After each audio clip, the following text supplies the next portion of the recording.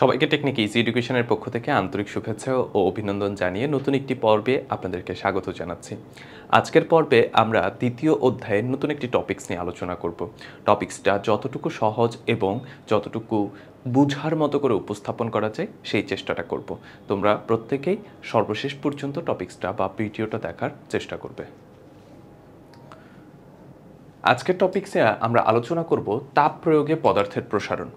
তাপ প্রয়োগ করা হলে পদার্থ কিভাবে প্রসারিত হয় বা প্রসারণটা কিভাবে ঘটে সে বিষয়টা নিয়ে আমরা এখানে আলোচনা করব।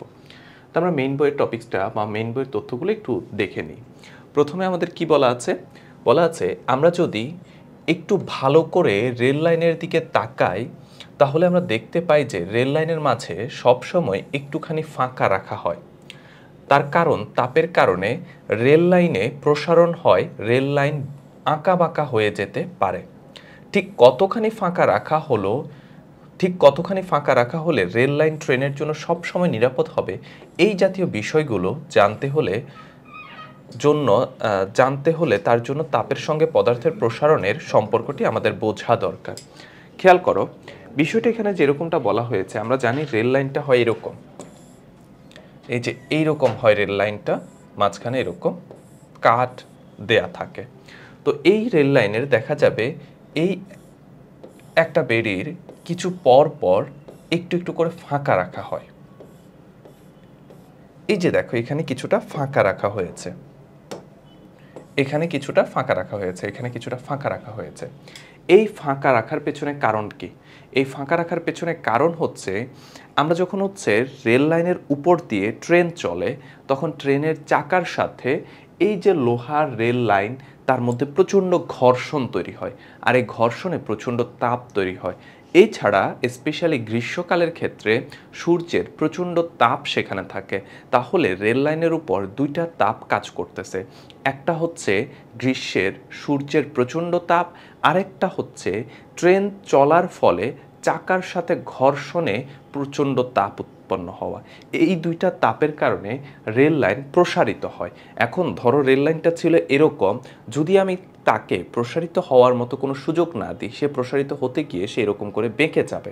অর্থাৎ রেল লাইনটার তখন অবস্থাটা হবে এই যে এরকম এরকম আঁকা বাঁকা হয়ে যাবে। আঁকা বাঁকা হয়ে গেলে তখন কি ঘটবে? ট্রেন দুর্ঘটনা ঘটবে। কিন্তু আমি যদি এরকম একটা ফাঁকা জায়গা রেখে দিই, তাহলে দেখবা যে এরকম ফাঁকা জায়গা আছে, প্রসারিত হলো, এই ফাঁকা জায়গাটা হচ্ছে কি হয়ে গেল? মেকআপ হয়ে গেল। তখন দেখা গেল আর এর রকম বেঁকে যাওয়ার কোনো চান্স নাই এবং ট্রেন দুর্ঘটনা ঘটার চান্স নাই। এই জন্য রেল লাইনের মাঝে ফাঁকা রাখা হয়। অনেক সময় পরীক্ষায় প্রশ্ন করা হয় রেল লাইনের মাঝে ফাঁকা রাখা হয় কেন? নিশ্চয়ই তোমরা এখন অ্যান্সার দিতে পারবা। এরকম আরও অসংখ্য উদাহরণ আছে যেটাতে ফাঁকা রাখা হয়। যেমনটা তোমরা দেখতে পারো যে বড় বড় বিল্ডিংয়ের উপরের তলাগুলোতে যখন জানলাগুলোতে গ্লাস বসানো হয়, তখন জানলার ফ্রেম আর গ্লাসের মাঝে কিছুটা ফাঁকা রাখা হয়। কারণ যখন ওই যে গ্রীষ্মকাল হয়, তাপ বেড়ে যায়, সূর্যের তাপের ফলে গ্লাসের প্রসারণ ঘটে, আর এই প্রসারণটা যদি ওই ফ্রেমের থেকে বেশি হয়ে যায়, তাহলে সেই গ্লাসটা ভেঙে যাবে বা ফেটে যাবে। এই সমস্যার সমাধানে আগে থেকে ফ্রেমের মাঝে ফাঁকা রাখা হয়। আরও এরকম অসংখ্য উদাহরণ আছে তাপ প্রয়োগের প্রসারণের ক্ষেত্রে।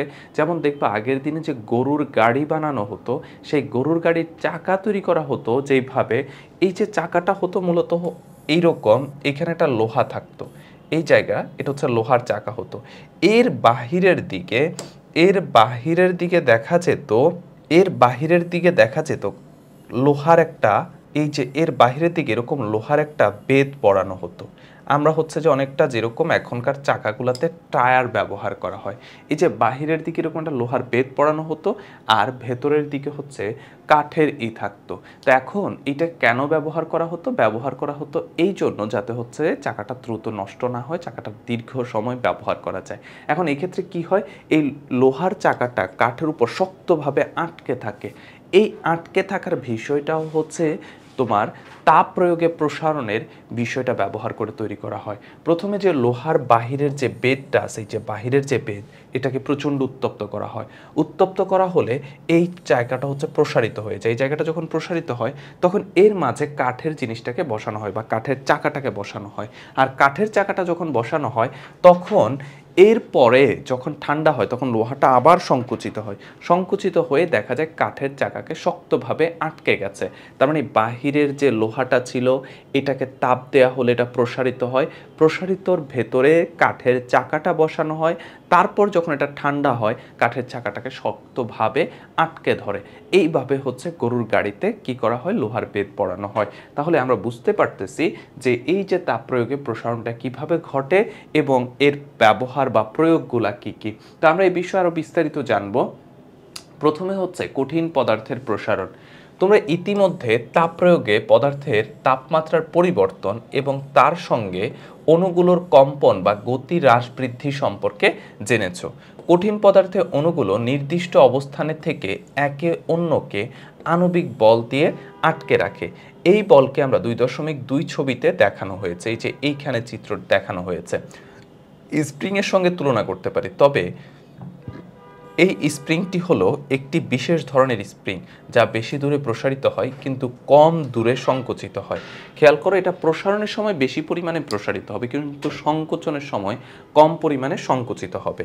একটি অণু অন্য অণুটিকে বেশি কাছে আসতে দেয় না বলে এরকমটি ঘটে। তাপ দেওয়া হলে অণুগুলোর কম্পন বেড়ে যায়,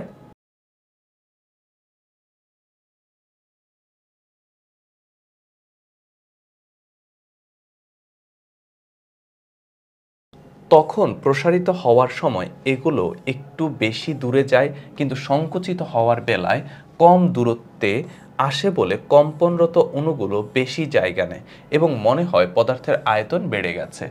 তাপ প্রয়োগের করলে কঠিন পদার্থের দৈর্ঘ্য, প্রস্থ এবং উচ্চতা এই 3 দিকেই প্রসারিত হয়। তাই কঠিন পদার্থে প্রসারণের পরিমাপ করার জন্য দৈর্ঘ্য, ক্ষেত্রফল এবং আয়তন প্রসারণ সহগ নামে 3টি রাশি ব্যবহৃত হয়। যেহেতু এগুলো পরস্পরের সঙ্গে সম্পর্কযুক্ত তাই যে কোনো একটি পরিমাপ করলে অন্য যে কোনো দুটি বের করে ফেলা যায়। তাহলে আমরা এখানে 3টা প্রসারণ সম্পর্কে জানবো। কঠিন পদার্থের ক্ষেত্রে দৈর্ঘ্য প্রসারণ, ক্ষেত্র প্রসারণ এবং আয়তন প্রসারণ সহগ, এই 3টা বিষয় সম্পর্কে আমরা জানব। এর আগে আমাদের এইখানে যে জিনিসটা বোঝানো হয়েছে যে তাপ প্রয়োগে কঠিন পদার্থের প্রসারণ, সেই সম্পর্কে আমরা একটু জানার বা বোঝার চেষ্টা করি। এই জিনিসটা কি? ব্যাপারটা হচ্ছে পদার্থের প্রত্যেকটা অণু পরমাণুর মধ্যে, বা এই যে এখানে ধরো 2টা অণু আছে, এই 2টার মধ্যে একটা আকর্ষণ বল কাজ করতেছে, আন্তঃআণবিক আকর্ষণ বল। এই 2টা অণুর মধ্যে আন্তঃআণবিক আকর্ষণ বল কাজ করতেছে। তাহলে এরা কি করতেছে? একজন আরেকজনকে টেনে ধরে রাখছে। এখন আমি যদি এটাকে তাপ দিই, তাহলে অটোমেটিক্যালি এটার প্রসারণ ঘটবে। এটার প্রসারণ ঘটবে।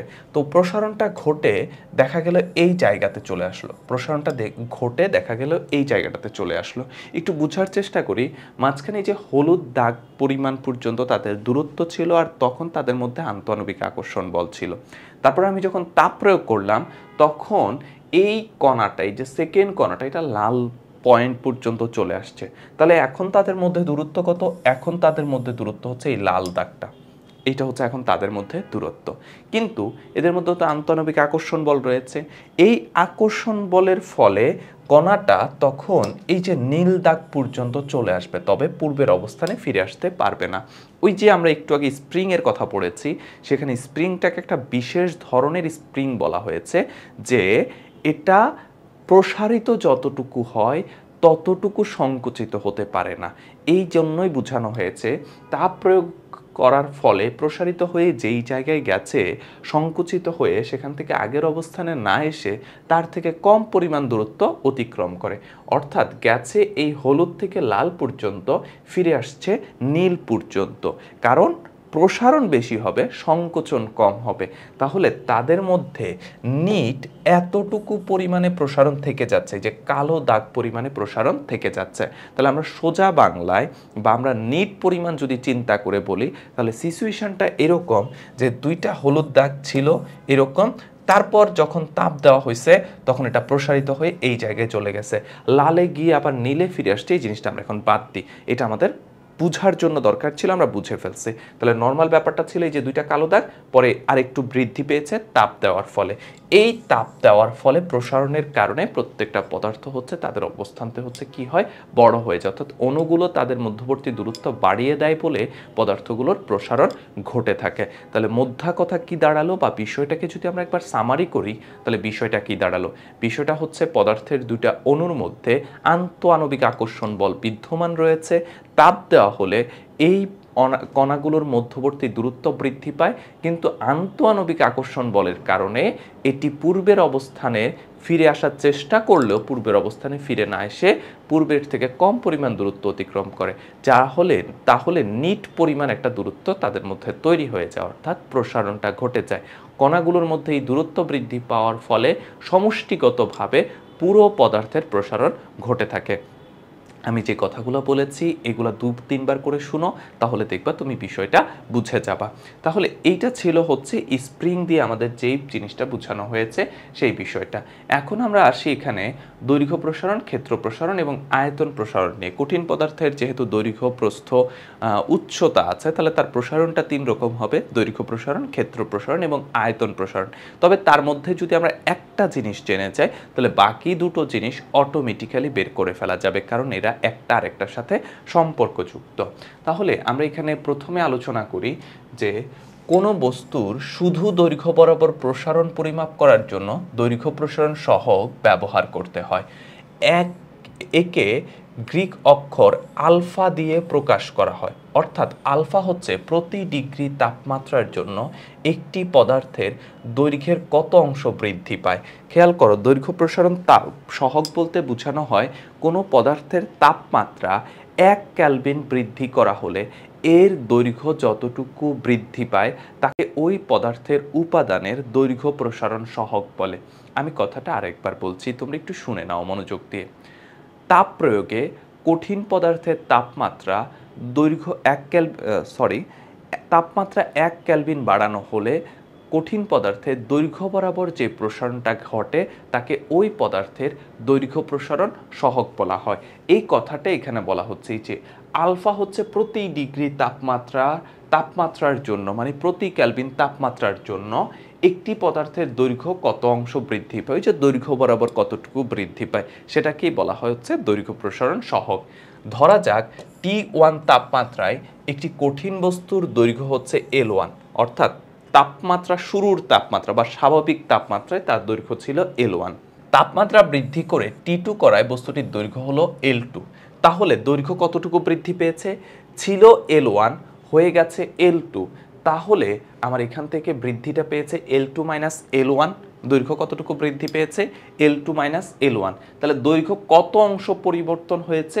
এই যে L2 minus L1 by L1 পরিমাণ বৃদ্ধি পেয়েছে। প্রতি ডিগ্রি তাপমাত্রা বৃদ্ধির জন্য দৈর্ঘ্য কতটুকু বৃদ্ধি পেয়েছে? L1 into T2 minus T1, আর উপরে হচ্ছে L2 মাইনাস L1। তাহলে আমরা এখান থেকে আলফা সমান লিখতে পারি হচ্ছে L2 minus L1 by L1 into T2 minus T1। আচ্ছা, এরপরে হচ্ছে কঠিন বস্তুর দৈর্ঘ্য প্রসারণ সহগ আলফা জানা থাকলে তাপমাত্রা বৃদ্ধি পেলে একটি বস্তুর দৈর্ঘ্য কত হবে আমরা এই সমীকরণ থেকে বের করতে পারবো। T1 তাপমাত্রায় একটি কঠিন বস্তুর দৈর্ঘ্য যদি L1 হয় তাহলে তার তাপমাত্রা বৃদ্ধি করে T2 করা হলে বস্তুটির দৈর্ঘ্য L2।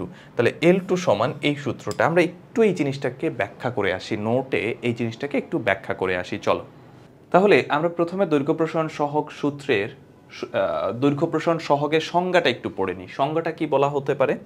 সংজ্ঞাটা হচ্ছে 1 মিটার দৈর্ঘ্যের কোনো কঠিন দণ্ডের তাপমাত্রা 1 কেলভিন বৃদ্ধির ফলে যতটুকু দৈর্ঘ্য বৃদ্ধি পায় তাকে ওই দণ্ডের উপাদানের দৈর্ঘ্য প্রসারণ সহগ বলে।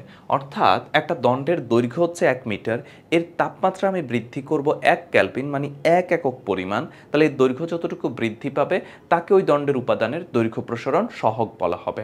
এখন আসো, কোনো একটা দণ্ডের ক্ষেত্রে আমরা আদি তাপমাত্রা ধরে নিলাম হচ্ছে T1 পরিমাণ, অর্থাৎ এই দণ্ডটার আদি তাপমাত্রা T1, আর যখন আদি তাপমাত্রা T1 তখন আদি দৈর্ঘ্য হচ্ছে L1।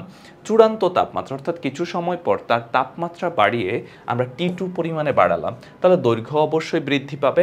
দৈর্ঘ্য কতটুকু হবে? আমরা ধরে নিলাম L2 পরিমাণ। তাহলে আমি তাপমাত্রা কতটুকু বাড়িয়েছি? তাপমাত্রা বৃদ্ধিটাকে আমরা বলতে পারি ডেল টি। এই ডেল টি কতটুকু? সেটা হলো T2 মাইনাস T1 পরিমাণ। অন্যদিকে দৈর্ঘ্য তো বৃদ্ধি পেয়েছে, সেটাকে আমরা বলছি ডেল এল। ডেল এল মানে হবে কি? L2 minus L1। তাহলে আমরা এখান থেকে কি লিখতে পারি? আমরা লিখতে পারি হচ্ছে L1 দৈর্ঘ্যে অর্থাৎ দণ্ডটার দৈর্ঘ্য ছিল L1, এর তাপমাত্রা যখন আমি T2 মাইনাস T1 পরিমাণ বাড়াচ্ছি তখন দৈর্ঘ্য বৃদ্ধি পাচ্ছে L2 মাইনাস L1। তাহলে দৈর্ঘ্য যদি 1 একক পরিমাণ হতো, তাপমাত্রা যদি 1 কেলভিন পরিমাণ বাড়ানো হতো, তাহলে দৈর্ঘ্য কতটুকু বৃদ্ধি পেত? L2 minus L1 by L1 into T2 minus T1, এক ঐকিক নিয়মে। এই যে L1 এর পরিবর্তে 1 হয়েছে বলে L1 দ্বারা ভাগ হয়ে গেছে, T2 মাইনাস T1 এর পরিবর্তে 1 হয়েছে বলে এটা দ্বারা ভাগ হয়ে গেছে, ঐকিক নিয়ম আর কি। তো এতে আমাদের সুবিধাটা কি হলো? সুবিধাটা হচ্ছে ওই যে 1 মিটার দৈর্ঘ্যের কোনো দণ্ডের তাপমাত্রা 1 কেলভিন বৃদ্ধি করলে এর দৈর্ঘ্য যতটুকু বৃদ্ধি পায় তাকেই দৈর্ঘ্য প্রসারণ সহগ বলে। তাহলে আমরা দেখতে পেলাম 1 মিটার দৈর্ঘ্যের কোনো দণ্ডের তাপমাত্রা 1 কেলভিন বৃদ্ধি করলে দৈর্ঘ্য আমাদের বৃদ্ধি পাচ্ছে এতটুকু। তাহলে এটাই হচ্ছে আমাদের দৈর্ঘ্য প্রসারণ সহগ, অর্থাৎ আলফা সমান আমরা লিখতে পারি L2 minus L1 by L1 into T2 minus T1। তো একটু আগে আমরা বলেছি L2 মাইনাস L1 কে লেখা যায় ডেল এল। ডেল এল মানে হচ্ছে দৈর্ঘ্যের পরিবর্তন। T2 মাইনাস T1 কে লেখা যায় ডেল টি। ডেল টি মানে হচ্ছে তাপমাত্রার পরিবর্তন। তাহলে দৈর্ঘ্য প্রসারণ সহগের জন্য আমরা এই দুইটা সূত্র ব্যবহার করতে পারবো। আর অন্যদিকে এটা যদি এককের কথা চিন্তা করি, অর্থাৎ দৈর্ঘ্য প্রসারণ সহগের একক কি হবে? এই যে খেয়াল করো, ডেল এল মানে হচ্ছে কি? দৈর্ঘ্যের প্রসারণ। দৈর্ঘ্যের প্রসারণ কি হবে? দৈর্ঘ্যই হবে। তাহলে তার একক কি হবে? তার একক হবে হচ্ছে মিটার। L1 কি? দৈর্ঘ্য। দৈর্ঘ্যের একক কি হবে? মিটার। আর ডেল টি মানে হচ্ছে তাপমাত্রা। তাপমাত্রার এসআই একক হচ্ছে কেলভিন। আমরা পড়ে আসছিলাম আগের টপিকসে। তাহলে এখান থেকে এম আর এম কাটাকাটি গিয়ে থাকতেছে শুধুমাত্র 1/k। এই যে এখানে থাকতেছে কি? শুধুমাত্র 1/k। আর 1/k কে লেখা যায় হচ্ছে k ইনভার্স। এটাই হচ্ছে আমার দৈর্ঘ্য প্রসারণ সহগের একক, সেটা হচ্ছে পার কেলভিন। আবার এটাকে আমরা পার ডিগ্রি সেলসিয়াসও বলতে পারি। আচ্ছা, এরপর এখান থেকে আরেকটা সিম্পলিফিকেশন আমাদের একটু জেনে নেওয়া দরকার। এই জিনিসটা, এইটা কিভাবে তৈরি করা হলো এইটা আমরা একটু দেখে নিই। তো এইটা হচ্ছে আমাদের কাছে যে সূত্র ছিল, কি? আলফা সমান L2 minus L1 by L1 into T2 minus T1। তাহলে এখান থেকে যদি আমি ক্রস মাল্টিপ্লিকেশন করি, তাহলে এখান থেকে থাকতেছে কি? L2 মাইনাস L1 সমান হচ্ছে alpha L1 T2 minus T1। তাহলে এখান থেকে আমি L2টাকে রেখে L1কে এই পাশে পাঠিয়ে দিলাম। তাহলে L1 plus alpha L1 T2 minus T1। তাহলে এখান থেকে L1কে কমন নিয়ে ফেলো। তাহলে L1 থেকে L1 কমন চলে গেলে থাকতেছে 1 আলফা। এই যে আলফা থাকতেছে, L1 চলে গেল, আর থাকতেছে কি? T2 minus T1। তাহলে আমাদের L2 সমান দাঁড়াচ্ছে কি? L1 into 1 plus alpha T2 minus T1, অথবা L2 সমান L1 plus alpha L1 T2 minus T1। যে কোনো একটা সূত্র আমরা এখান থেকে ইউজ করতে পারি। আমাদের বইয়ের সূত্রটাতে আছে হচ্ছে এইটা, এই যে L2 সমান L1 plus alpha L1 T2 minus T1। তাহলে এইটা ছিল দৈর্ঘ্য প্রসারণ সহগ এবং তার সূত্রের প্রমাণ। তাহলে আমরা চলো এবার ওদের এখানে একটা ম্যাথমেটিক্যাল প্রবলেম দেওয়া আছে, সেই ম্যাথমেটিক্যাল প্রবলেমটা আমরা একটু সমাধান করার চেষ্টা করি। এখানে কি বলা আছে? বলা হলো 290 কেলভিন তাপমাত্রায় থাকা একটি 10 মিটার দৈর্ঘ্যের ধাতব তারকে রোদে ফেলে রাখায় এর তাপমাত্রা 325 কেলভিন হলো। এখন তারের দৈর্ঘ্য কত হবে? আর তারের উপাদানের দৈর্ঘ্য প্রসারণ সহগ দেয়া আছে 23 ইন্টু 10⁻⁶ পার কেলভিন। এইটা আমাদের কাছে বলা আছে। তো চলো আমরা সূত্র অনুসারে আগে ডেটাগুলা লিখে ফেলি যে আমার কাছে গিভেন ডেটা কি আছে। গিভেন ডেটাগুলো, প্রথম কথা হচ্ছে শুরুতে দৈর্ঘ্য বলা ছিল, শুরুতে তাপমাত্রা বলা ছিল, শুরুতে দৈর্ঘ্য আর শুরুতে তাপমাত্রা এবং দৈর্ঘ্য প্রসারণ সহগ বলা ছিল। আমরা জাস্ট মানগুলো এখান থেকে একটু বসিয়ে নিই। শুরুতে দৈর্ঘ্য কত বলা আছে? শুরুতে দৈর্ঘ্য বলা আছে 10 মিটার দৈর্ঘ্যের। তাহলে আমাদের L1 এর মান হবে 10 মিটার। শুরুতে তাপমাত্রা কত বলা আছে? শুরুতে তাপমাত্রা বলা আছে এই যে 290 কেলভিন, তাহলে T1 এর মান হবে 290 কেলভিন। তারপরে আলফা, আলফা হচ্ছে দৈর্ঘ্য প্রসারণ সহগ, দৈর্ঘ্য প্রসারণ সহগ কত বলা আছে? 23 ইন্টু 10⁻⁶ পার কেলভিন। তাহলে আমরা এখান থেকে আলফা সমান লিখতে পারি 23 ইন্টু 10⁻⁶ পার কেলভিন। আর চূড়ান্ত দৈর্ঘ্য অর্থাৎ T2 এর মান কত বলা আছে? T2 এর মান বলা আছে 325 পার কেলভিন। তাহলে 325 পার কেলভিন। তা আমাদেরকে বের করতে বলেছে কি? আমাদেরকে বের করতে বলেছে যে এখন তারের দৈর্ঘ্য কত হবে, এখন তারের দৈর্ঘ্য কত হবে। তাহলে আমরা একটু আগেই সূত্র দেখে এসেছিলাম। সূত্রটা কি ছিল? সূত্রটা ছিল L2 সমান L1 into 1 plus alpha T2 minus T1। তাহলে আমরা সূত্রটা লিখে ফেলি যে আমরা জানি L2 সমান হচ্ছে L1 into 1 plus alpha T2 minus T1। Just আমরা ভ্যালুগুলো বসিয়ে দিই। L1 এর মান কত? 10, 1 প্লাস আলফা এর মান কত? 23 ইন্টু 10⁻⁶। T2 এর মান কত? 325। T1 এর মান কত? 290। তাহলে এখান থেকে আমরা ক্যালকুলেশন করলে রেজাল্টটা পাবো। তাহলে আমরা রেজাল্টটা পাচ্ছি 10.008 মিটার। এটাই হচ্ছে আমাদের চূড়ান্ত দৈর্ঘ্য। তাহলে আমাদেরকে চূড়ান্ত দৈর্ঘ্য বের করতে বলেছে। চূড়ান্ত দৈর্ঘ্য হচ্ছে 10.008 মিটার। এটাই আমাদের অ্যান্সার। দেখো 10.008 মিটার। আচ্ছা, এরপরে আমরা হচ্ছে ক্ষেত্র প্রসারণ সহগে চলে যাই। ক্ষেত্র প্রসারণ সহগ এবং আয়তন প্রসারণ সহগ নিয়ে আমাদেরকে আর আলাদা করে কোনো কিছু পড়তে হবে না। আমি জাস্ট তোমাদেরকে একটু ধরিয়ে দিচ্ছি, তোমরা এখান থেকে বুঝতে পারবা। তো এর আগে আমরা টেক্সট বই কি বলা আছে সেই ইনফরমেশনটা একটু দেখে নিই। টেক্সট বই বলা আছে কোনো বস্তুর ক্ষেত্রফল বরাবর প্রসারণ পরিমাপ করার জন্য ক্ষেত্র প্রসারণ সহগ ব্যবহার করা হয়। এটিকে গ্রিক অক্ষর বিটা দ্বারা প্রকাশ করা হয়। T1 তাপমাত্রা ও A1 ক্ষেত্রফলের একটি বস্তুর তাপমাত্রা পরিবর্তিত হয়ে T2 হওয়ায় যদি এর ক্ষেত্রফল পরিবর্তিত হয় A2 হয়, তাহলে ক্ষেত্র প্রসারণ সহগ বিটা সমান A2 minus A1 by A1 into T2 minus T1। দেখো এটা নতুন কিছু না, এটা এই যে এই জায়গাটাতে যে কথাগুলো লেখা ছিল না, এই যে এই জায়গাটাতে যে কথাগুলো লেখা ছিল ওই কথাগুলো ওইখানে রিপিট করা হয়েছে। তাহলে আমরা যে কথাগুলো লিখেছিলাম সেগুলো রিপিট করলে আমাদের প্রমাণটাও হয়ে যাবে। আমরা কি লিখেছিলাম? দেখো আমরা এখানে লিখেছিলাম 1 মিটার দৈর্ঘ্যের কোনো কঠিন দণ্ডের তাপমাত্রা 1 কেলভিন বৃদ্ধির ফলে যতটুকু দৈর্ঘ্য বৃদ্ধি পায় তাকে ওই দণ্ডের উপাদানের দৈর্ঘ্য প্রসারণ সহগ বলে। এটা ছিল কিসের ক্ষেত্রে? দৈর্ঘ্য প্রসারণ সহগের ক্ষেত্রে। তাহলে আমরা এখন ক্ষেত্র প্রসারণ সহগের ক্ষেত্রে কি করব? খেয়াল করো, এই যে 1 মিটার দৈর্ঘ্যের পরিবর্তে আমরা বলবো 1 বর্গমিটার ক্ষেত্রফলের। 1 মিটার দৈর্ঘ্যের পরিবর্তে বলবো 1 বর্গমিটার ক্ষেত্রফলের। কোনো কঠিন দণ্ডের তাপমাত্রা বা কঠিন বস্তুর তাপমাত্রা 1 কেলভিন বৃদ্ধির ফলে যতটুকু ক্ষেত্রফল বৃদ্ধি পায়, এখানে ছিল কি দৈর্ঘ্য বৃদ্ধি পায়, তাহলে এটাকে বলবো কি যতটুকু ক্ষেত্রফল বৃদ্ধি পায় তাকে ওই বস্তুর উপাদানের ক্ষেত্র প্রসারণ সহগ বলে। তাহলে দেখো আমরা যদি এই ডেফিনেশনটা মুখস্থ করি, ওই ডেফিনেশনটা আমাদের অটোমেটিক হয়ে যাবে। আমি ডেফিনেশনটা পুরোটা একবার বলে দিচ্ছি। 1 বর্গমিটার ক্ষেত্রফলের কোনো কঠিন বস্তুর তাপমাত্রা 1 কেলভিন বৃদ্ধির ফলে যতটুকু ক্ষেত্রফল বৃদ্ধি পায় তাকে ওই বস্তুর উপাদানের ক্ষেত্র প্রসারণ সহগ বলে। তো এই জায়গাটা ঠিক আছে, এখানে জাস্ট দৈর্ঘ্যের পরিবর্তে আমরা ক্ষেত্রফল বসিয়ে দিব এবং L1 এর পরিবর্তে A1 বসিয়ে দিব, L2 এর পরিবর্তে A2 বসিয়ে দিব। তাহলে এইখানেও আমরা যখন একই নিয়মগুলো ফলো করব, অর্থাৎ আমরা যদি এই জায়গাটাতে L এর পরিবর্তে এই যে L এর পরিবর্তে A বসিয়ে দিই, কারণ ক্ষেত্রফল মানে কি এরিয়া, তাহলে L এর পরিবর্তে যদি A বসিয়ে দিই আর আলফা এর পরিবর্তে বিটা বসিয়ে দিই, তাহলে আমরা ক্ষেত্র প্রসারণ সহগের সূত্র পেয়ে যাব। ক্ষেত্র প্রসারণ সহগের সূত্রটা কি হবে?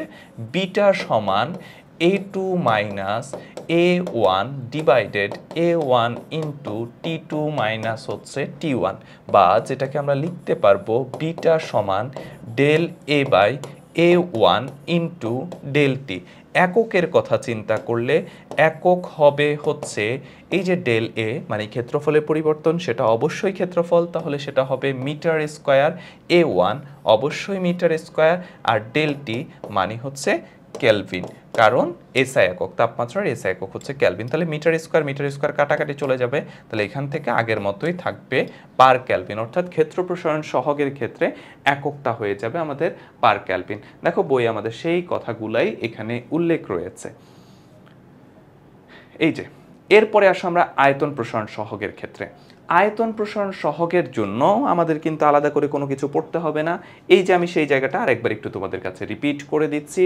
আয়তন প্রসারণ সহগের ক্ষেত্রে আমরা কি করব, এখানে যেটা ছিল 1 মিটার দৈর্ঘ্যের কোনো কঠিন দণ্ডের তাপমাত্রা, এটাকে আমরা এখন বলবো 1 ঘনমিটার আয়তনের, কারণ আয়তনের একক কি ঘনমিটার, তাহলে বলবো 1 ঘনমিটার, দৈর্ঘ্যের পরিবর্তে কি হবে আয়তনের, তাহলে 1 ঘনমিটার আয়তনের কোনো কঠিন বস্তুর তাপমাত্রা 1 কেলভিন বৃদ্ধির ফলে যতটুকু আয়তন বৃদ্ধি পায় তাকে ওই বস্তুর উপাদানের আয়তন প্রসারণ সহগ বলে। চেঞ্জ কোথায় কোথায় হচ্ছে, চেঞ্জ হচ্ছে আমাদের, আমি একটু আলাদা করে মার্ক করে রেখে দিই তোমাদের জন্য, এই যে এককটা আমাদের চেঞ্জ হয়, এই যে দৈর্ঘ্যের পরিবর্তে কখনো ক্ষেত্রফল কখনো আয়তন হয়, এই যে দণ্ডের পরিবর্তে বস্তুর হয়, এবং এই যে যতটুকু দৈর্ঘ্য বৃদ্ধি পায় এই দৈর্ঘ্য বৃদ্ধিটার পরিবর্তে আমরা লিখব কি যতটুকু ক্ষেত্রফল বা যতটুকু আয়তন বৃদ্ধি পায় তাকে ওই দণ্ডের ওই বস্তুর, এই যে এই জায়গাটা বস্তুর হয়ে যাবে, উপাদানের ক্ষেত্র প্রসারণ সহগ বা আয়তন প্রসারণ সহগ বলে। তাহলে আয়তন প্রসারণ সহগের সংজ্ঞাটা কি হবে, 1 ঘনমিটার আয়তনের কোনো কঠিন বস্তুর তাপমাত্রা 1 কেলভিন বৃদ্ধির ফলে যতটুকু আয়তন বৃদ্ধি পায় তাকে ওই বস্তুর উপাদানের আয়তন প্রসারণ সহগ বলে। তাহলে আয়তন প্রসারণ সহগের ব্যাপারটা আমরা বুঝে ফেললাম। এল এর জায়গায় এখন আয়তন মানে কি ভলিউম, তাহলে ভি লিখে দিব, এবং আলফা এর পরিবর্তে আমরা গ্রিক অক্ষর গামা বসিয়ে দিব। অর্থাৎ আয়তন প্রসারণ সহগের ক্ষেত্রে আমাদের সূত্রটা হয়ে যাবে কি, আমাদের সূত্রটা হবে এই যে বিটা এখন হয়ে যাবে গামা সমান হবে কি a2 মাইনাস a1 এর পরিবর্তে v2 minus v1 divided v1 into হচ্ছে t2 মাইনাস t1।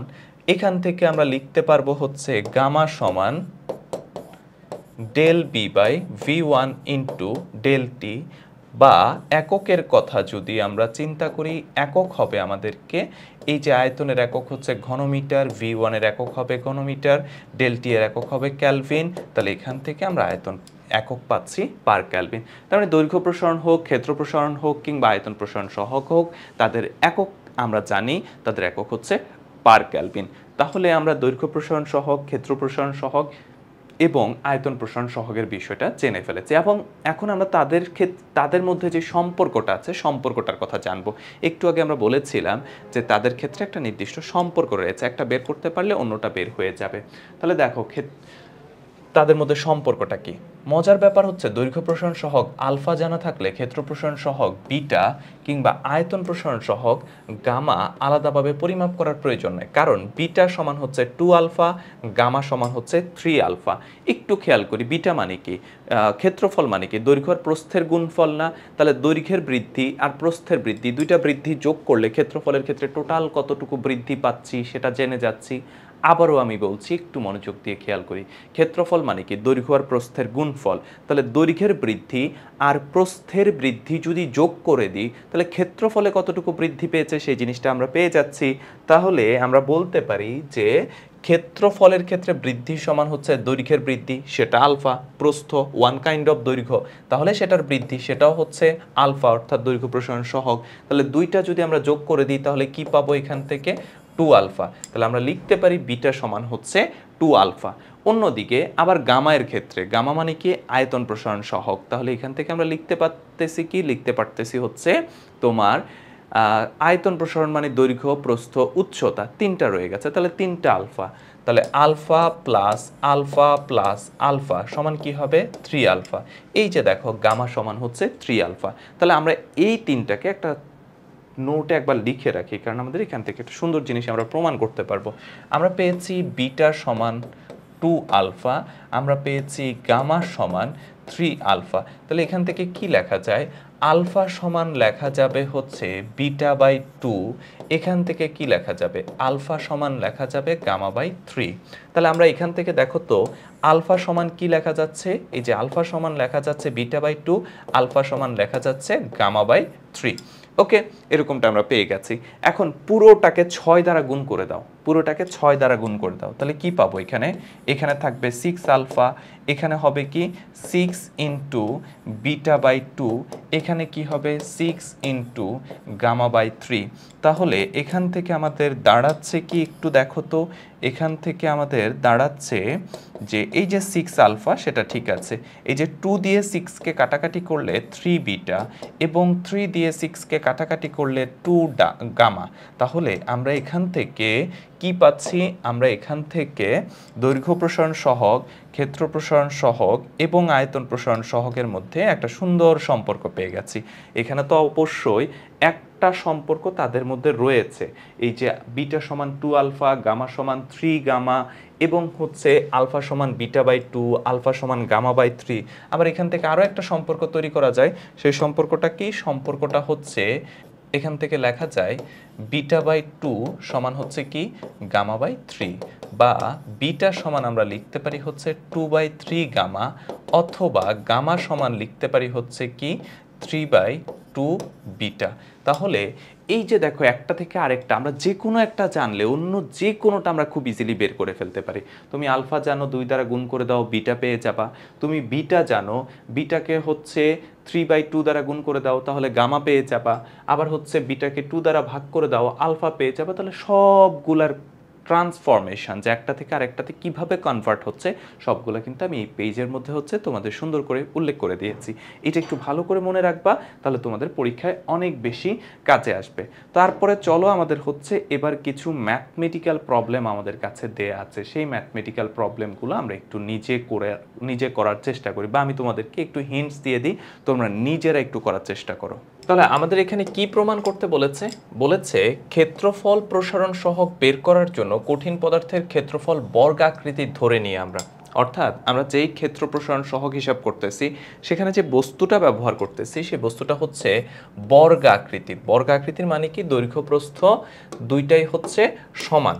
তাহলে আমরা এইটাকে যদি বর্গাকৃতির ধরে নিই, যেরকম বর্গাকৃতির ধরে নিই, তাহলে আমরা এখান থেকে A1 এবং A2 এর পরিবর্তে লিখতে পারি কি A1 মানে কি, A1 মানে হচ্ছে শুরুতে দৈর্ঘ্য যেটা ছিল, শুরুতে ক্ষেত্রফল যেটা ছিল, তাহলে শুরুতে ক্ষেত্রফল কি হবে বাহু স্কয়ার, তার মানে L1 স্কয়ার, কারণ বর্গক্ষেত্রের ক্ষেত্রফল মানে কি বাহু স্কয়ার। তাহলে শুরুতে দৈর্ঘ্য যদি হয় L1 তাহলে তার ক্ষেত্রফল কত হবে L1 স্কয়ার।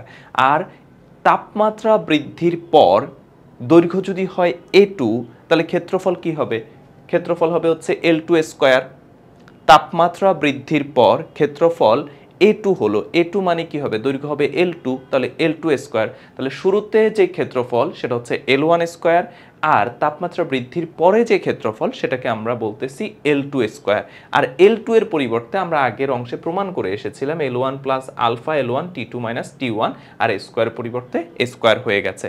আমাদেরকে প্রমাণ করতে হবে বিটা সমান হচ্ছে 2 আলফা, বিটা সমান 2 আলফা। আর এখানে আমাকে বলে দিয়েছে আলফা এর মান খুবই ছোট, কাজে আলফা স্কয়ার মান আরো অনেক বেশি ছোট, তাই আলফা স্কয়ারকে শূন্য ধরে দেখাও, অর্থাৎ আলফা স্কয়ারের মান হচ্ছে আমাকে 0 বসাবো। ঠিক আছে, তাহলে আমরা একটা বর্গক্ষেত্র নিয়েছি, বর্গক্ষেত্রের শুরুর দৈর্ঘ্য হচ্ছে L1, তাহলে বর্গক্ষেত্রের শুরুর ক্ষেত্রফল হবে L1 স্কয়ার। তাপমাত্রা বৃদ্ধির পর আমার দৈর্ঘ্য হয়ে যাবে L2, তাহলে ক্ষেত্রফল হবে L2 স্কয়ার। তাহলে তাপমাত্রা বৃদ্ধির পর ক্ষেত্রফল A2 সমান হচ্ছে L2 স্কয়ার, আর L2 এর পরিবর্তে L1 plus alpha L1 T2 minus T1 whole square. তো চলো এবার আমরা প্রমাণে যাই। আমরা প্রথমে কিছু জিনিস আমাদেরকে একটু ধরে নিতে হচ্ছে, সেই জিনিসগুলো কি কি, সেটা হচ্ছে আমাদের A1 সমান L1 স্কয়ার, A2 সমান হচ্ছে L2 স্কয়ার, এবং L2 সমান আমরা জানি L1 plus alpha L1 T2 minus T1, এবং আলফা স্কয়ার সমান আমার 0 বলা আছে। তো এখন আমরা ক্ষেত্র প্রসারণ সহগের সূত্র জানি, বিটা সমান A2 minus A1 by A1 into T2 minus T1। A2 এর পরিবর্তে কি লেখা যাবে L2 স্কয়ার, A1 এর পরিবর্তে কি লেখা যাবে L1 স্কয়ার, আর A1 এর পরিবর্তে L1 square T2 minus T1 তার জায়গায় রয়ে গেছে। এখন L2 এর পরিবর্তে এই যে L1 plus alpha L1 T2 minus T1, এই যে L2 এর পরিবর্তে L1 plus alpha L1 T2 minus T1, আর স্কয়ার আছে তাহলে whole square minus L1 square, আর নিচে যেটা ছিল সেটা রয়ে গেছে। এখন এখানে একটু খেয়াল করো তো, এখানে তো দুইটা রাশি হয়ে গেছে, একটা হচ্ছে L1 আর একটা হচ্ছে এই যে এই অংশটা alpha L1 T2 minus T1, একটু পরিচিত মনে হচ্ছে না? এই অংশটাকে কি এরকম মনে হচ্ছে না A plus B whole square, এই যে L1 মানে হচ্ছে A, আর alpha L1 T2 minus T1 whole square মানে কি B, তাহলে A plus B whole square হয়ে গেছে। তাহলে সূত্র কি? সূত্র হচ্ছে A square plus 2AB plus B square, এটাই হচ্ছে আমাদের সূত্র। A plus B whole square সূত্র কি? A square plus 2AB plus B square. তাহলে A স্কোয়ার মানে কি? L1 স্কোয়ার, তারপর হচ্ছে 2A মানে হচ্ছে L1, B মানে হচ্ছে alpha L1 T2 minus T1, এই যে alpha L1 T2 minus T1, আর হচ্ছে B স্কোয়ার, B স্কোয়ার মানে কি? Alpha square L1 square T2 minus T1 whole square, A square plus 2AB plus B square, এই যে L1 স্কোয়ারের জায়গায় রয়ে গেছে। তাহলে এখন দেখো তো আমরা কিছুক্ষণ ঘ্যাঁচা ঘ্যাচ কাটাকাটি করে ফেলতে পারি। কি কি কাটাকাটি করতে পারি? এই যে দেখো L1 আর হচ্ছে L1 স্কোয়ার, মানে L1 স্কোয়ার আর L1 স্কোয়ার কাটাকাটি চলে যায়, কারণ একটা পজিটিভ একটা হচ্ছে নেগেটিভ। অন্যদিকে আমরা এখান থেকে হচ্ছে এই যে L2 স্কোয়ার যেটা ছিল, এই যে L2 স্কোয়ার যেটা ছিল, সরি আলফা 2 স্কোয়ার, আলফা 2 স্কোয়ারের পরিবর্তে কত লিখতে পারি? 0 লিখতে পারি। এই যে আলফা 2 স্কোয়ারের পরিবর্তে কত লেখা যায়? 0। আর এইটা যদি 0 হয় তাহলে এই পুরা অংশটা কি হয়ে যাবে? 0 হয়ে যাবে। কারণ কি? কারণ 0 দিয়ে যে কোনো কিছুকে গুণ করলে 0 হয়ে যাচ্ছে। তাহলে এখানে আর থাকতেছে কি? থাকতেছে হচ্ছে 2L1 আলফা L1 তারপরে T2 মাইনাস হচ্ছে T1। এখান থেকেও দেখো তো, এখান থেকেও হচ্ছে আমার এই যে T2 আর T2 মাইনাস T1 আর T2 মাইনাস T1 কাটাকাটি চলে যাচ্ছে। আর এই যে এখানে L1 আর L1 এটা গুণ হয়ে কি হবে? L1 স্কোয়ার, তাহলে L1 স্কোয়ার আর L1 স্কোয়ার কাটাকাটি চলে যাবে। তাহলে থাকতেছে কি? শুধুমাত্র 2 আলফা থাকতেছে। তাহলে বিটা সমান হচ্ছে 2 আলফা। এইটাই আমাকে প্রমাণ করতে বলা হয়েছে। তাহলে আমরা এখান থেকে, অর্থাৎ আমাদের যে প্রশ্নে বলেছি কি A1 সমান L1 স্কোয়ার, A2 সমান L2 স্কোয়ার এবং আলফা স্কোয়ার সমান 0 ধরে প্রমাণ করো বিটা সমান 2 আলফা। আমরা সেটা প্রমাণ করে দেখিয়েছি, বিটা সমান 2 আলফা। এর পরের অংশে আমরা চলে যাই। কারো যদি একটু বুঝতে সমস্যা হয় তোমরা ভিডিওটা আরেকবার একটু টেনে দেখে নাও, আমার মনে হয় তোমরা ইজিলি বুঝে যাবা। পরের অংশটার ক্ষেত্রে একটু যাই। পরের অংশে আমাকে কি বলেছে? পরের অংশে বলেছে একইভাবে আয়তন সহগ প্রসারণ বের করতে হলে তোমাকে কঠিন পদার্থের আয়তনের জন্য একটি কিউব ধরে নিই আমরা। কিউব মানে কি? যার দৈর্ঘ্য প্রস্থ উচ্চতা তিনটাই হচ্ছে সমান। তো এখানে V1 V2 এর জন্য লিখতে পারি, যেহেতু দৈর্ঘ্য প্রস্থ উচ্চতা তিনটাই সমান, তাহলে তার শুরুতে আয়তন কি হবে? দৈর্ঘ্য গুণ প্রস্থ গুণ উচ্চতা তিনটাই সমান, তাহলে L1 কিউব। তাহলে শুরুর আয়তন হচ্ছে L1 কিউব। তাহলে তাপমাত্রা বৃদ্ধির পর দৈর্ঘ্য প্রস্থ উচ্চতা তিনটাই বৃদ্ধি পাবে, একই পরিমাণ বৃদ্ধি পাবে, কারণ তিনটার পরিমাণ হচ্ছে সমান। তাহলে নতুন আয়তন কত হবে? L2 into L2 into L2 মানে হচ্ছে L2 কিউব। অর্থাৎ তাপমাত্রা বৃদ্ধির আগে আয়তন হচ্ছে L1 কিউব, তাপমাত্রা বৃদ্ধির পরে আয়তন হচ্ছে L2 কিউব। তাহলে V1 সমান L1 কিউব, V2 সমান L2 কিউব। আর L2 এর পরিবর্তে কি লেখা যাবে? L1 alpha L1 into T2 minus T1। Cube আছে, কিউব বসিয়ে দিলাম। প্রমাণ করতে হবে কি? প্রমাণ করতে হবে আমাকে গামা সমান 3 আলফা। প্রমাণ করতে হবে গামা সমান 3 আলফা। আর মাঝখান থেকে আমাকে এই যে আলফা স্কোয়ার এবং আলফা কিউব, এই দুইটার মান হচ্ছে 0 ধরতে হবে। তো চলো আমরা প্রমাণটা একটু দেখে নিই। প্রমাণটা কি হচ্ছে? আমাদের প্রথমে আগে আমরা ধরে নিচ্ছি যে V1 সমান হচ্ছে L1 কিউব, V2 সমান হচ্ছে L2 কিউব। L2 এর পরিবর্তে লেখা যাবে L1 plus alpha L1 T2 minus T1 এবং আলফা স্কোয়ার সমান হচ্ছে 0, আলফা কিউব সমান হচ্ছে 0। এখন সূত্র কি? গামা সমান হচ্ছে V2 minus V1 by V1 into T2 minus T1। V2 এর পরিবর্তে কি লেখা যাবে? L2 cube. V1 এর পরিবর্তে কি লেখা যাবে? L1 cube. আর V1 এর পরিবর্তে L1 cube, T2 minus T1 তার জায়গায় ঠিক রয়ে গেছে। এখন L2 এর পরিবর্তে কি লেখা যায়? L1 plus alpha L1 T2 minus T1, এই যে L2 এর জায়গায় এটা লিখে কিউব করে দিয়েছি। L1 কিউব তার জায়গায় রয়ে গেছে, বাকি অংশ ঠিক রয়ে গেছে। এখন এই জায়গাটাতে আগের মতো একটু খেয়াল করে দেখো তো, এটাকে যদি আমি A ধরি, এটাকে যদি আমি B ধরি, তাহলে এখান থেকে আমরা কি পাচ্ছি? A plus B whole cube পাচ্ছি, A plus B whole cube. আর A প্লাস B হোল কিউবের সূত্র কি?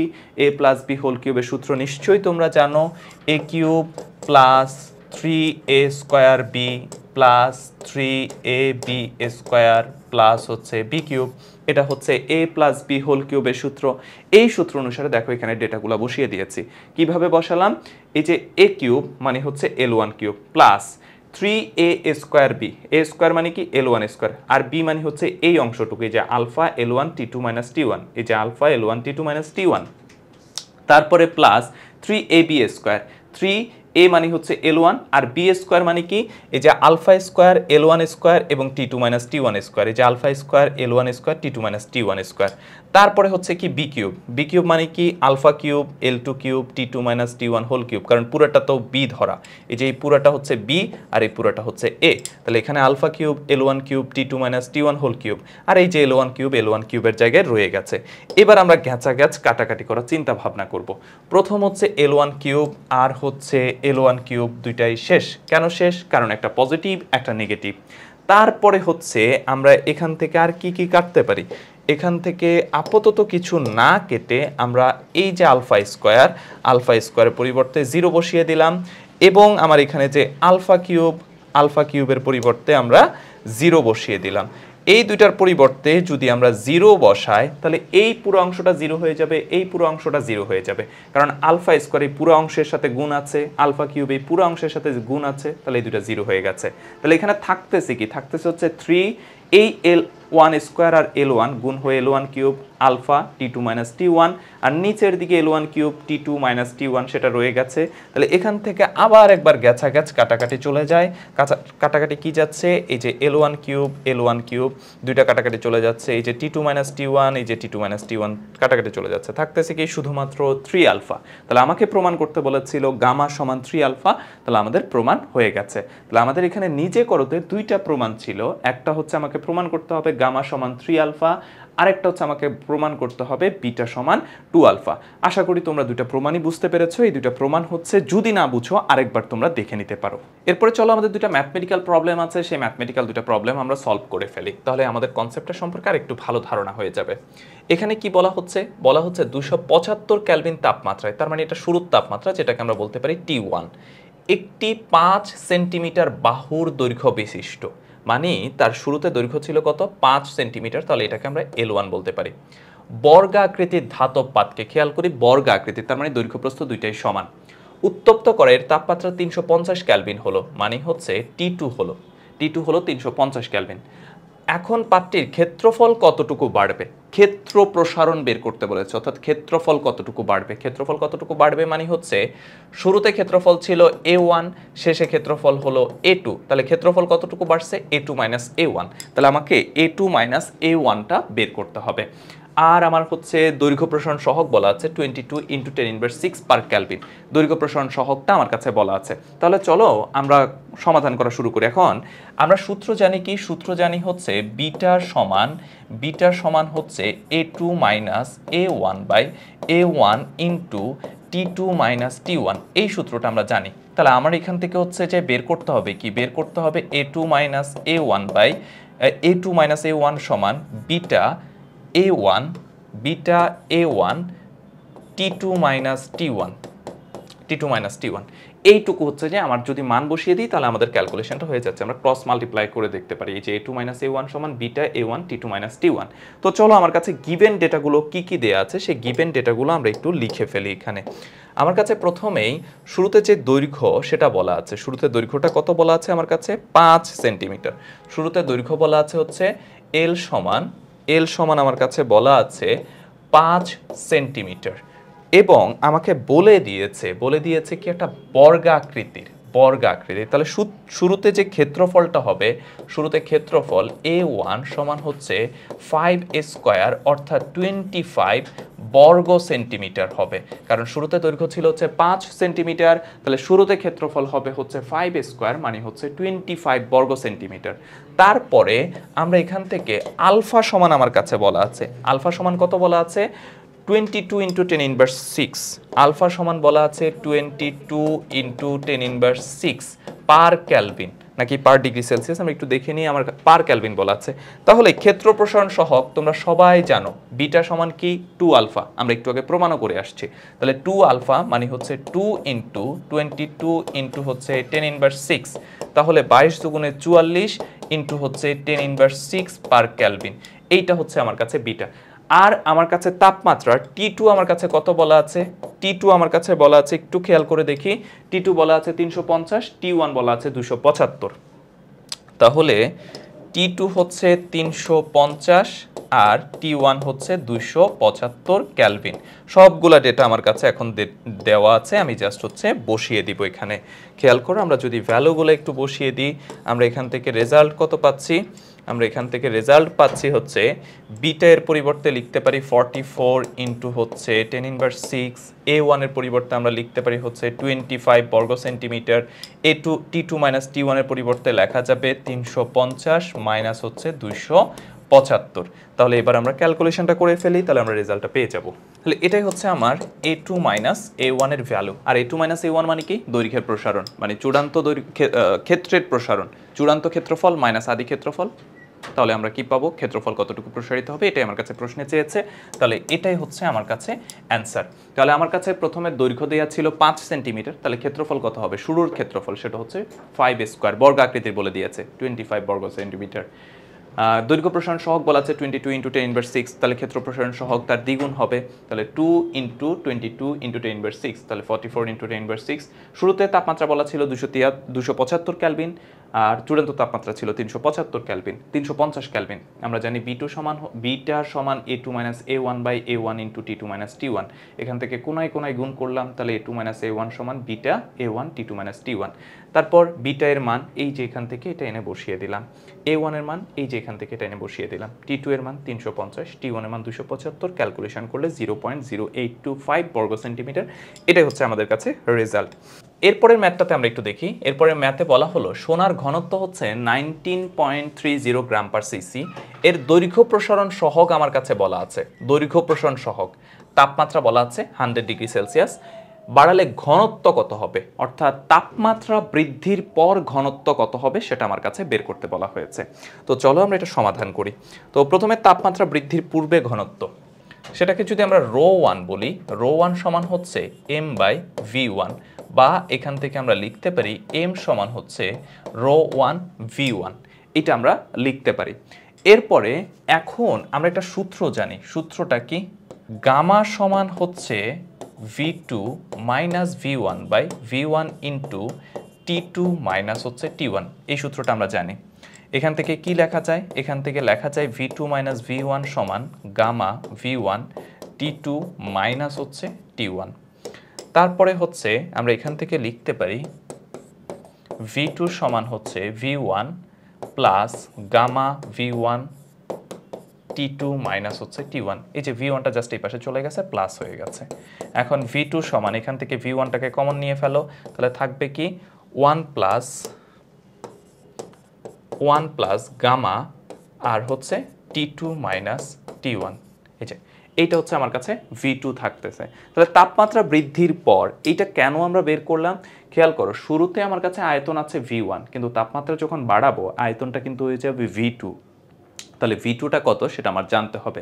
তাহলে আমরা v2 সমান যেহেতু আমরা পেয়ে গেছি, তাহলে তাপমাত্রা বৃদ্ধির পর ঘনত্ব কত সেটাও আমরা পেয়ে যাব। তাপমাত্রা বৃদ্ধির পর ঘনত্ব, সেটাকে আমরা ρ2 বললাম। ρ2 সমান কি লেখা যাবে? m/v2। এখন দেখো তো, তুমি কিন্তু m এর মান জানো। m এর মান কত? m এর মান আমরা একটু আগে বের করে রেখেছিলাম। m এর মান ছিল হচ্ছে এই যে ρ1 v1। m সমান কি? ρ1 v1। তাহলে m সমান আমরা লিখতে পারি ρ1 v1। আর v2 এর পরিবর্তে আমরা কি লিখতে পারি? v2 এর পরিবর্তে এই যে একটু আগে বের করেছিলাম, v2 এর পরিবর্তে আমরা লিখতে পারি হচ্ছে v1, তারপরে হচ্ছে 1 প্লাস গামা, তারপরে T2 মাইনাস হচ্ছে T1। এখন এখান থেকে আমরা ρ2 সমান কি লিখতে পারি? ρ2 সমান আমরা লিখতে পারি, একটু খেয়াল করে দেখি, আমরা এখান থেকে হচ্ছে এই যে v1 আর এই যে v1, এই দুইটা হচ্ছে কাটাকাটি করে ফেলতে পারি।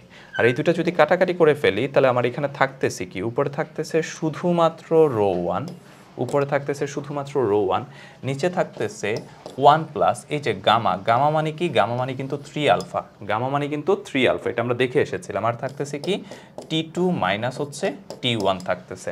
এখন আমার কাছে গিভেন ডেটা কি কি দেয়া আছে দেখো তো, আমার কাছে গিভেন ডেটা কি কি দেয়া আছে?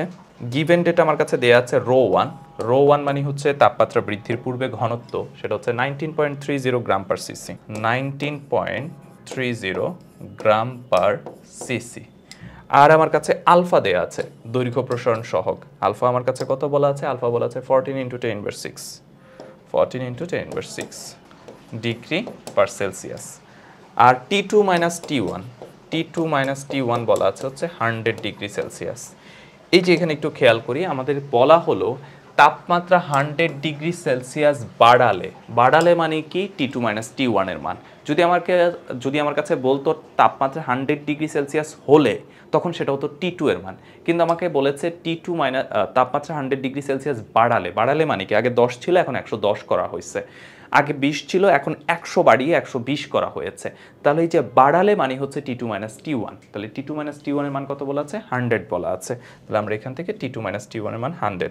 তাহলে এখন চলো আমরা এখানে জাস্ট হচ্ছে মানগুলো বসিয়ে দিই। মানগুলো বসিয়ে দিলেই কিন্তু আমরা আমাদের রেজাল্টটা পেয়ে যাব। এই যে রো 1 এর মান কত? 19.3। তারপর হচ্ছে 1 প্লাস 3। আলফা এর মান কত? আলফা এর মান হচ্ছে 14 ইন্টু 10 ইনভার্স 6। আর T2 মাইনাস T1 মানে হচ্ছে কত? 100। তাহলে আমরা এখান থেকে নতুন ঘনত্ব যেটা সেটা পেয়ে যাব। ঘনত্বটা কত হবে? তাহলে আমরা এখান থেকে রেজাল্ট পাচ্ছি হচ্ছে 19.22 গ্রাম পার সিসি। এটাই হচ্ছে তাপমাত্রা বৃদ্ধির পর ঘনত্ব। তাহলে আমরা আমাদের রেজাল্টটা পেয়ে গেছি, আমার কাছে এটাই চেয়েছে। তাহলে আমরা চলো আরেকবার একটু দেখে নিই আমাদের কাছে কখন কি চেয়েছে বা কি করতে হয়েছে। আমাদের কাছে এখানে বলেছে কি, বলেছে সোনার ঘনত্ব বলা আছে 19.30 গ্রাম পার সিসি। এর দৈর্ঘ্য প্রসারণ সহগ হচ্ছে কত? 14 into 10 inverse 6 degree 10 inverse 6 degree per Celsius. তাপমাত্রা বলা আছে 100 ডিগ্রি সেলসিয়াস। তাপমাত্রা বাড়ালে ঘনত্ব কত হবে? তো আমরা সূত্র জানি, তাপমাত্রা বৃদ্ধির পূর্বে ঘনত্ব হচ্ছে রো ইকুয়ালস টু হচ্ছে এম বাই ভি। এম সমান কি লিখতে পারি? Rho 1 V1। এখন আমরা একটা সূত্র জানি, গামা সমান V2 minus V1 by V1 into T2 minus T1। এখান থেকে যদি কোনায় কোনায় গুণ করি তাহলে V2 মাইনাস V1 সমান gamma V1 T2 minus T1, বা V2 সমান হচ্ছে V1 plus gamma V1 T2 minus T1। তাহলে এখান থেকে V1টা কমন নিয়ে ফেললে থাকতেছে কি, যে V1 কমন চলে গেছে 1 plus gamma T2 minus T1। এটা হচ্ছে V2 এর পরিবর্তে আমরা পেয়ে গেছি। এখন আমরা রো 2 জানি, রো 2 মানে কি? রো 2 সমান হচ্ছে M বাই V2। এম এর পরিবর্তে আমরা বের করে রেখেছিলাম কি, এম এর পরিবর্তে বের করে রেখেছিলাম রো 1 V1। তাহলে এই যে এম এর পরিবর্তে রো 1 V1 লিখে দিয়েছি। আর V2 এর পরিবর্তে এই যে এখান থেকে যেটা পেয়েছি V1, তারপর হচ্ছে 1 plus gamma T2 minus T1। এখন দেখো রো 1 রয়ে গেছে। রো 1 এর মান কত বলা ছিল? 19.30 গ্রাম পার সিসি। রো 1 এর জায়গায় লিখে দিলাম 1 প্লাস এই যে গামা মানে কি 3 আলফা। গামা মানে হচ্ছে আয়তন প্রসারণ সহগ, আলফা মানে হচ্ছে দৈর্ঘ্য প্রসারণ সহগ। সম্পর্কগুলো সবগুলো তোমাদেরকে দেখানো হয়েছে। তাহলে গামা সমান হচ্ছে কি হবে? 3 আলফা। তাহলে 3 ইন্টু আলফা এর মান বসিয়ে দিলাম। আর T2 মাইনাস T1 এর মান 100 বসানো ছিল। তাহলে ক্যালকুলেশন করে আমরা এখান থেকে রেজাল্টটা পেয়ে গেছি। তাহলে এইটাই ছিল আমাদের দ্বিতীয় প্রশ্নের সমাধান। আচ্ছা, আর আমাদের এখানে কি বলা আছে? আমাদের এখানে বলা হচ্ছে যে একটি পদার্থের প্রসারণ সহগ জানা থাকলে পরবর্তীতে পরিবর্তিত তাপমাত্রায় তার কতটুকু পরিবর্তিত হবে সেটি হিসাব করা যায়। একটু আগে আমরা দেখেছিলাম ঘনত্ব কত হবে, নতুন তাপমাত্রা, নতুন আয়তন কত হবে বা নতুন দৈর্ঘ্য কত হবে, যে কোনো কিছু আমরা ক্যালকুলেশন করতে পারি। বিভিন্ন ব্যবহারিক ক্ষেত্রে প্রসারণ সহগ জানা থাকাটা খুব প্রয়োজনীয়। তোমরা ইতিমধ্যে জেনেছো যেহেতু রেল লাইনে তাপ প্রসারিত হয় তাই আগে হিসাব করে নিতে হয় এই জন্য কতটুকু ফাঁকা জায়গা রাখতে হবে। যে আমি বললাম শুরুতেই বলেছিলাম যে কতটুকু ফাঁকা জায়গা রাখতে হবে, তা না হলে রেল লাইন বেঁকে গিয়ে দুর্ঘটনা ঘটতে পারে। তারপরে ইঞ্জিন কিংবা এই ধরনের যন্ত্রপাতি তৈরি করার সময়ও প্রসারণ সহগ জানা প্রয়োজন, কেননা এসব যন্ত্রে অনেক বেশি তাপমাত্রা ওঠানামা করে। আবার রকেট কিংবা কৃত্রিম উপগ্রহ বায়ুমণ্ডলের ভেতর দিয়ে তীব্র গতিতে যাওয়ার সময় উত্তপ্ত হয়। অর্থাৎ যখন রকেট বা হচ্ছে যায় কৃত্রিম উপগ্রহ আমাদের কি হয়, বায়ুমণ্ডল ভেদ করে তো যেতে হয়, এই জন্য বায়ুর সাথে প্রচণ্ড ঘর্ষণ সৃষ্টি এবং প্রচণ্ড উত্তপ্ত হয়। এই জন্য কতটুকু প্রসারিত হবে সেটা আমার জানা প্রয়োজন। এখানেও প্রসারণ সহগ জানা থাকা প্রয়োজন। দাঁতের ফুটো মেরামত করতে ডেন্টিস্টরা যেই পদার্থ ব্যবহার করেন, যে আমাদের দাঁতে যদি হচ্ছে ক্যাভিটি হয় প্লাস হচ্ছে দাঁতে যদি ছিদ্র হয়ে যায়, তাহলে সেখানে যেই পদার্থটা ব্যবহার করে ওই ফুটোটা মেরামত করা হয়, মানে ফুটোটা পূর্ণ করা হয়, তারও কিন্তু প্রসারণ সহগ জানতে হবে। না জানলে সমস্যাটা কি হবে, সেই পদার্থটি প্রসারণ সহগ হতে হয় দাঁতের প্রসারণ সহগের ঠিক সমান। অর্থাৎ তাপমাত্রা বৃদ্ধিতে দাঁত যতটুকু প্রসারিত হয় পদার্থটাও ঠিক সেই পরিমাণ করে প্রসারিত হতে হবে। না হলে কি দেখা যাবে, তা না হলে ঠান্ডা কিছু খাওয়ার সময় এটি ছোট হয়ে খুলে আসবে। অর্থাৎ আমি ঠান্ডা খেলাম, তাহলে দাঁত যতটুকু সংকুচিত হলো ওই পদার্থ তার থেকে কম পরিমাণে সংকুচিত হলো বা বেশি পরিমাণে সংকুচিত হলো, তখন দেখা যাবে কি ওটা ছোট হয়ে যাবে, বের হয়ে চলে আসবে। আবার দেখা যাইলে হচ্ছে দাঁত যতটুকু সংকুচিত পদার্থ ততটুকু সংকুচিত হলো না, তাহলে দাঁতের উপর চাপ পড়বে, অথবা গরম কিছু খাওয়ার সময় বেশি প্রসারিত হয়ে দাঁতের উপর চাপ ফেলবে। তাহলে তোমরা বুঝতেই পারতেছো যে এই প্রসারণ সহক বা প্রসারণ জানাটা কতটা গুরুত্বপূর্ণ। এই পর্ব অত্যন্ত গুরুত্বপূর্ণ। এখানে আমি বেশ কিছু গুরুত্বপূর্ণ জিনিস আলোচনা করেছি, বেশ কিছু গুরুত্বপূর্ণ প্রমাণ আমরা আলোচনা করেছি। সুতরাং যারা এই পর্বটা দেখা শুরু করেছো তারা ভালো করে এই পর্বটা দেখবে। আমি বেশ কিছু ম্যাথমেটিক্স প্র্যাকটিস করিয়েছি, সেগুলো আবার প্র্যাকটিস করবে, তাহলে এই পর্ব সম্পর্কে বেশ ভালো ধারণা লাভ করবে।